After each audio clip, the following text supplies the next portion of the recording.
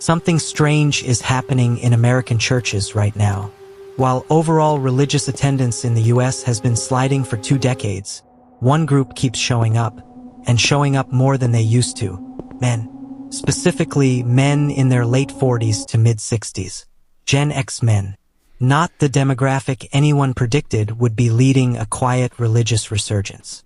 Gen X, the generation raised on grunge, divorce, MTV, and figure it out yourself, is now the generation quietly filling men's Bible studies, showing up early to set up chairs, and telling their friends church saved them. So what's actually going on? Is this nostalgia? Midlife crisis? Something deeper? By the end of this video, you're going to understand the actual psychological mechanics behind this attachment, identity, meaning-making, and the very specific wound this generation carries that church, of all things, seems to be healing. Let's get into it. Who is Gen X? Actually, before we talk about the church piece, we need to talk about who these men are psychologically, because you can't understand the destination without understanding where they started. Gen X, roughly people born between 1965 and 1980, is sometimes called the Latchkey Generation. That's not a throwaway label. It describes a literal, daily childhood reality for millions of them. Parents working, often after a divorce, and kids coming home to an empty house with a key around their neck. Divorce rates in the US peaked right as Gen X was growing up. This generation has the highest proportion of children of divorce of any generation on record. Combine that with the rise of dual-income households, less structured parental supervision, and a cultural mood that prized independence and toughness, and you get a generation raised to believe that needing other people or needing structure was a weakness. Psychologically, this matters enormously. Childhood attachment researchers, going back to John Bowlby and Mary Ainsworth, have long shown that a child's early experience of reliable caregiving shapes their adult expectations of relationships, community, and even institutions. A generation raised with less consistent structure at home doesn't necessarily grow up rejecting structure. Often, it grows up quietly hungry for it, while publicly performing self-sufficiency. Hold on to that idea. It's the thread that runs through this entire video. Let's look into the midlife. Timing isn't a coincidence. Here's the next piece of the puzzle, timing. Most of the Gen X men driving this trend aren't converting at 25. They're walking back into church or into church for the first time in their late 40s and 50s. That's not random. That's smack in the middle of what psychologists, following Erikson's stages of development, call the generativity versus stagnation stage of adulthood. Roughly age 40 to 65, the central psychological task is this: do I feel like my life is contributing to something beyond myself, or do I feel stuck, static, irrelevant? Men who spent their 20s and 30s heads down building a career, a marriage, raising kids, often hit their late 40s and get hit with a specific kind of quiet crisis. Not the cartoon midlife crisis of a sports car and a leather jacket, a subtler one. Kids are leaving the house. Careers have plateaued or become routine. Parents are aging or dying. And a question starts surfacing that a lot of men were never given tools to answer. What is this all actually for? This is where existential psychology enters the picture. Thinkers like Viktor Frankl, who survived the concentration camps and later founded logotherapy, argued that the central human drive isn't pleasure or power, it's meaning. When meaning goes missing, people don't just feel sad.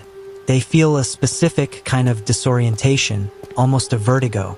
Church, for a lot of these men, isn't primarily about doctrine at that moment. It's about being handed, in one sitting, a coherent answer to the meaning question. A framework where their life, their suffering, their work, and their mortality all fit into something larger than a spreadsheet or a job title. Just relax, let's discuss the masculinity problem church quietly solves.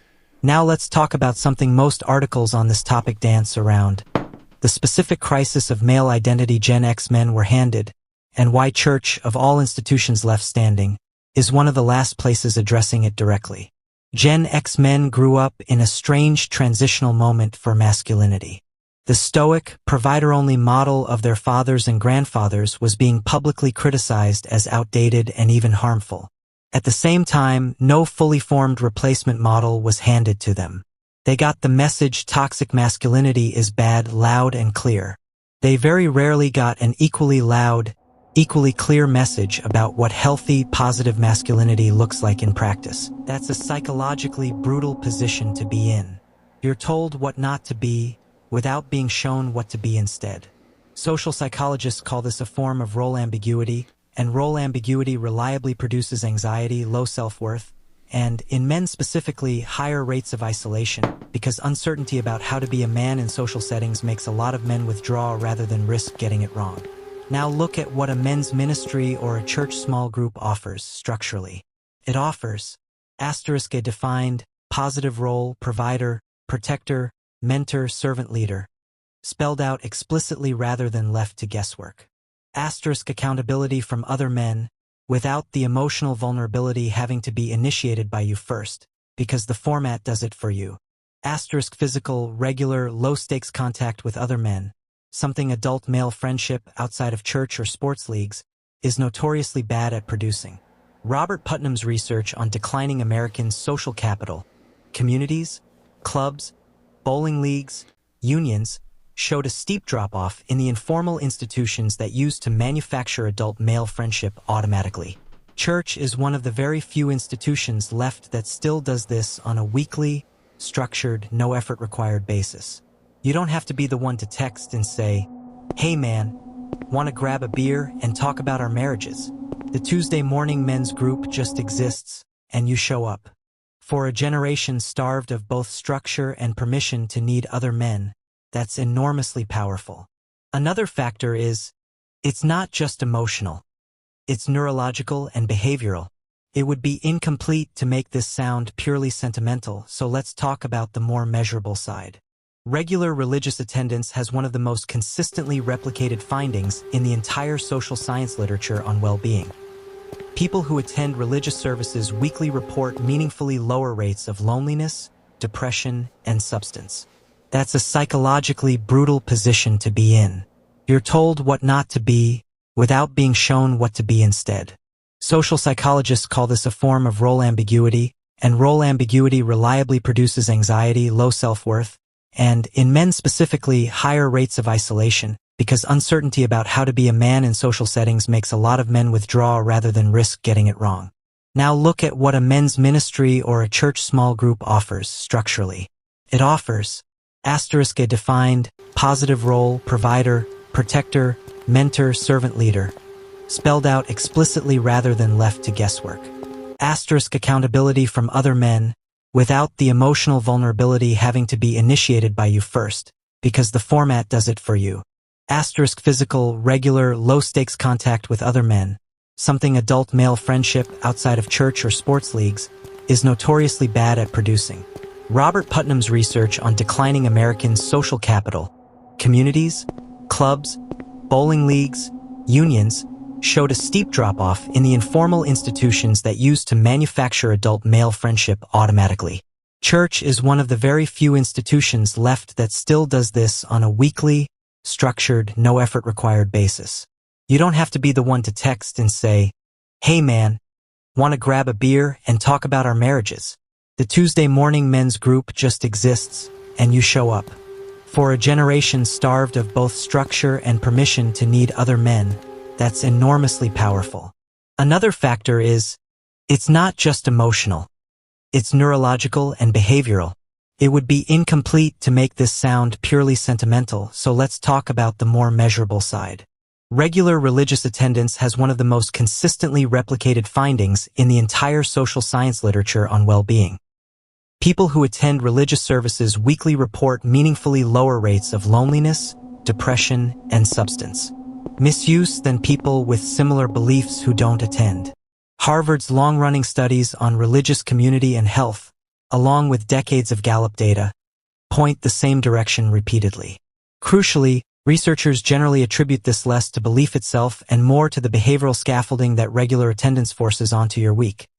A fixed appointment you can't easily cancel, face-to-face contact with the same group of people over years, a built-in mechanism for confession and repair after conflict, and a ritual structure, singing, standing, sitting, communion, that produces the same physiological calming effect researchers see in other group synchrony rituals.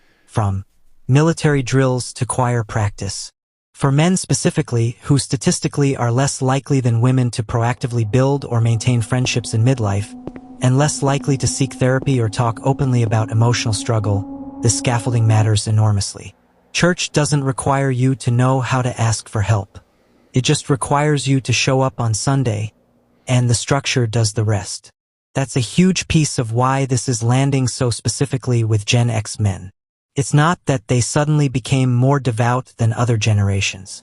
It's that they're a generation with an unusually high need for exactly the kind of low-effort, high-structure social connection church happens to provide, and an unusually low set of alternative places to get it. It's not universal, and that matters. Now, a necessary caveat, because painting this as one uniform psychological story would be dishonest. Not every Gen X man returning to church fits this exact profile, and plenty of Gen X men want nothing to do with organized religion at all. Some because of genuine theological disagreement, some because of real harm experienced in religious upbringings, some simply because it never resonated. Researchers studying this trend are also careful to note that some of the recent uptick in male religious engagement is tied to specific cultural and political currents, not purely psychological need, a search for identity and belonging that, for some men, gets tangled up with broader anxieties about status and masculinity in modern life. That's a real and separate conversation, and it's worth being honest that religious return isn't a psychologically pure phenomenon divorced from politics and culture. But even accounting for that, the core psychological pattern holds up across the research. A generation with less family structure growing up, hitting a life stage that demands meaning, in a culture with fewer institutions left that manufacture male friendship automatically, finding that church answers several deep, unmet needs at once. Structure, meaning, fatherhood, brotherhood in a single weekly appointment. What this tells us, beyond church itself. Here's the bigger takeaway, and I'd argue it's the most important part of this video, whether or not you personally go to church. The underlying needs driving this trend aren't religious needs. They're human needs.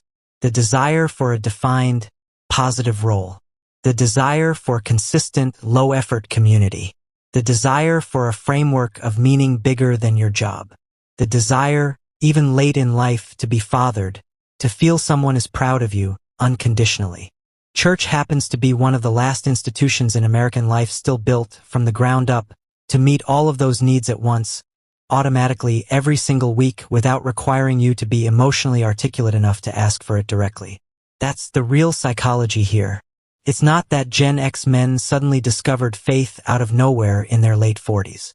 It's that they discovered, often without fully realizing it, an institution finally offering them something almost nothing else in modern life still reliably offers. Structure, brotherhood, and a father, at a stage of life when all three had quietly gone missing. So whether you're a Gen X man who's felt this pull yourself, or you're watching from the outside trying to understand a dad, a brother, or a husband who suddenly started going to church every Sunday, hopefully this gave you the why underneath the behavior.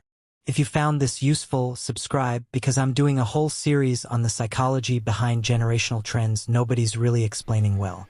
And drop a comment. I want to know if this matches what you've seen in your own life, or if you think there's a piece of the story I missed. Thanks for watching. I'll see you in the next one. Subscribe for more videos from us. Have a nice day. From Wrought in Stillness.